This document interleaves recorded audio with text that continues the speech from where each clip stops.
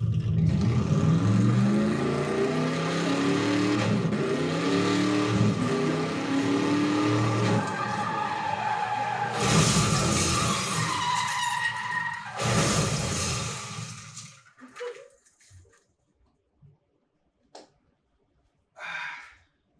everyone.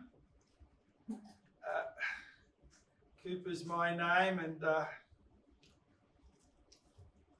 I'm a driving addict. Have been ever since I was a kid, I guess. I remember my dad had this beautiful, beautiful car in the garage. It was a XB Falcon 74, dual exhaust, leather trim, 351, V8. He called it the crown jewels, the bee's knees, the duck's guts. He loved that car more than anything or anyone. Wouldn't let me go near it. He'd say, "You look with your eyes, not with your hands, sonny." We'd have to go out. Because he didn't take the car out ever, we would have to go out in the bloody family trucks to the Leyland P76. I ask you, what was the bloody point? The magnetism of that machine was magnificent. As a young bloke, I'd be just there awake at night, and I'd swear I could hear it calling me.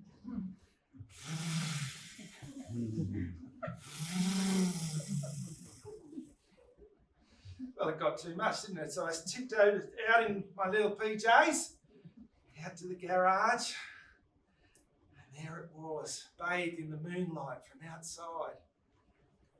Slowly I crept, clicked the door, and scooched on in. Woo! Of course, my feet couldn't touch the pedals, and I could barely see over the bloody dashboard, but I didn't care. I grabbed that steering wheel, and my knuckles were white as I gripped the hell out of it, because now it was me in my little world, just me and the smell of leather upholstery, Castrol GTX motor oil, and 58 cents a litre fully leaded petrol. That yearning, day in, day out. Imagine going like that for 10 years until I could finally go for my peas. Do you know I actually literally camped out in front of the motor registry? Well, I didn't want some bloody double clutching, grinding bastard getting in before me, did I? I remember that night I didn't sleep a week, not because I was nervous, mind. I knew I had it in the bag, because what they didn't know was that I was taking the old man's car out any chance I could while they were out, just me in the night sky.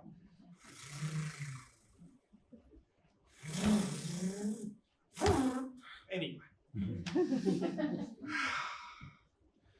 Passed with flying colours. But the examiner, I couldn't believe it. He'd never seen anything like it. I was giving him the instructions. I'm going, buckle up. There's a good lad. What do you say? 60 k's? Yeah, blind corner, I know. I should do a 3-point turn here, I reckon. What do you reckon? You reckon 3-point turn? Yeah, 3-point turn. He'll start. For sure, he'll start. And again, pass with flying colours. And I remember being in the motor registry, and them sliding these peas across to me ever so slowly. I snatched her, and I looked at her. And there it was, P.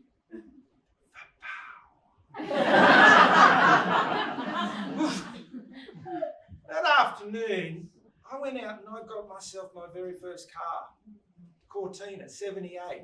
Only one owner, not much mileage, beautiful little motor. I called it the Roller, short for rock and roller. Now I know what you're thinking, how the hell did a young bloke get a car so young?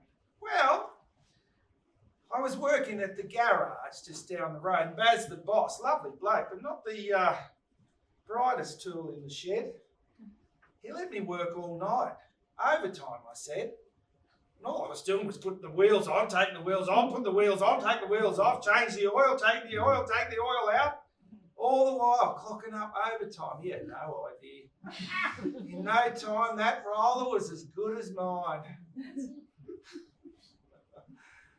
one day, in the garage, in rolls this pretty tidy looking motor. And out she pops. Janine.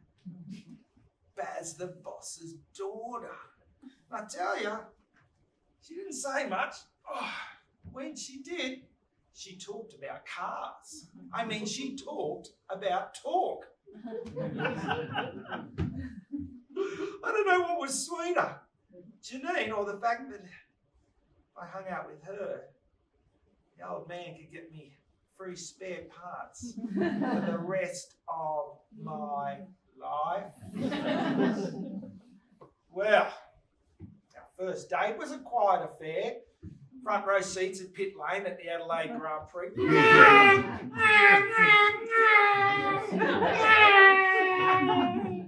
I popped the question right there, will you marry me? I think she said yes, because about a month later there we were on top of Mount Panorama exchanging vows, looking right down Conrod Straight, BPSs, the lines, the curves. Janine looked pretty good too, until death do us part. So the honeymoon, well, of course, we wanted to drive around. I wanted to drive around Australia, 20,000 Ks, and Janine was a beautiful co-pilot, but, well, for the most part.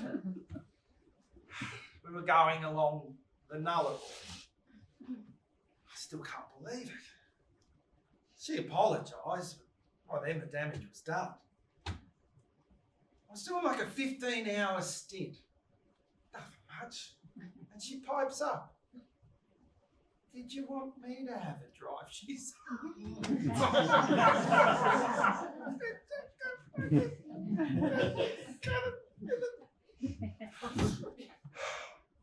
Still can't believe it.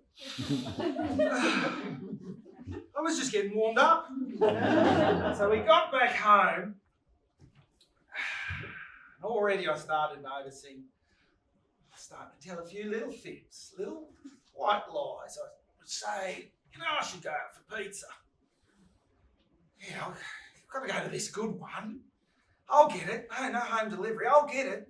This pizza place was on the other side of town. I'll get it. She's fine. Best ingredients in town. I mean, where's the harm, Just a few extra Ks. Just a few. Nothing wrong with that. Anyway, one night, I think we must have got a little overheated because we had a kid. Miles is what we called him. Oh, crikey, didn't he chalk up a few with the old man? Well, they say it's good to drive a kid round at night, helps him sleep. At least that's what I told Janine, but really I just wanted to cruise around all night. Well, of course, the cheeky little bugger grows and grows up, doesn't he? Goes and sleeps all through the bloody night, so we've got no choice. Just had to have more kids. So, Bentley, Mercedes, Ford, Porsche, and little Axel. It's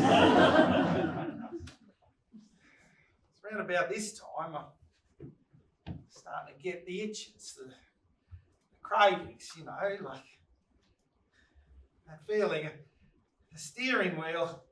Just wanted it in my hands and reaching for a gear stick that just wasn't there and double pumping the clutch. I don't know what it was, but between you and me, I think I just wanted to bloody floor it!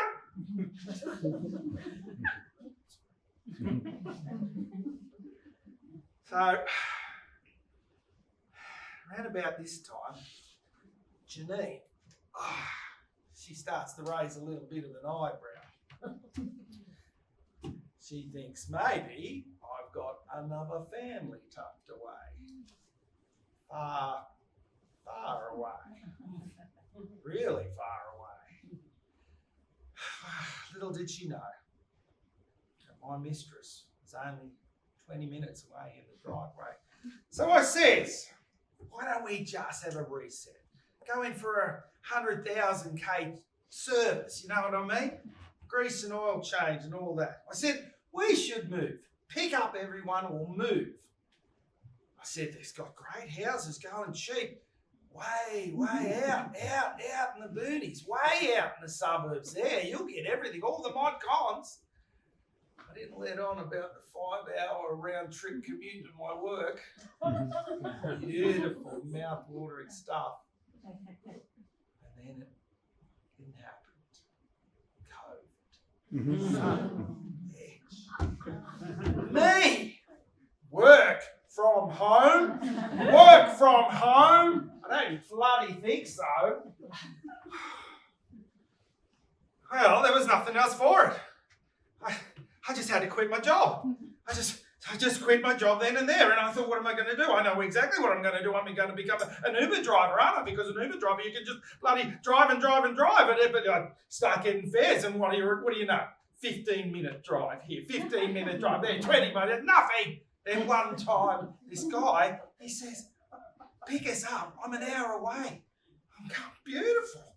So I'm flooring it, and I'm just enjoying the road, and I'm heading west, and it's just, the factories are starting to come, houses are going away, I'm seeing cows, and I look at my clock and I'm like, holy shit, I've gone 2 hours past that bloke. And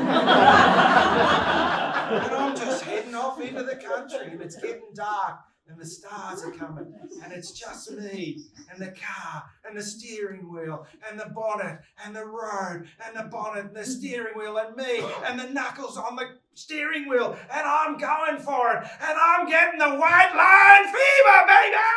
And then, boom! It hit me.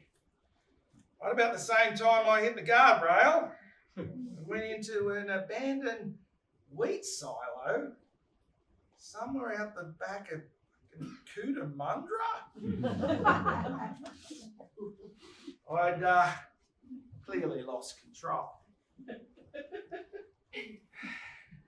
Took him an hour to cut me from the car, another hour to cut the steering wheel from my hands.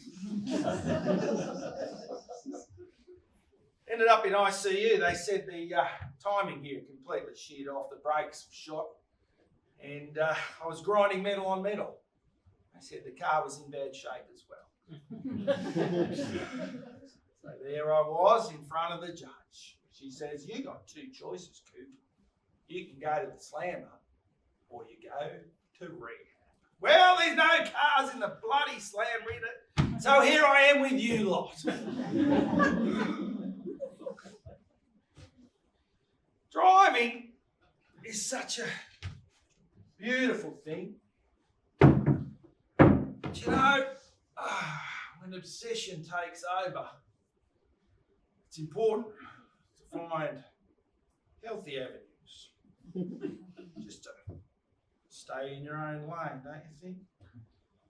Look, I'm confident, every bit confident, that I can get around this little speed hump. Because you know what they say. One man's detour is another man's fast track back to that sweet, sweet, glorious road.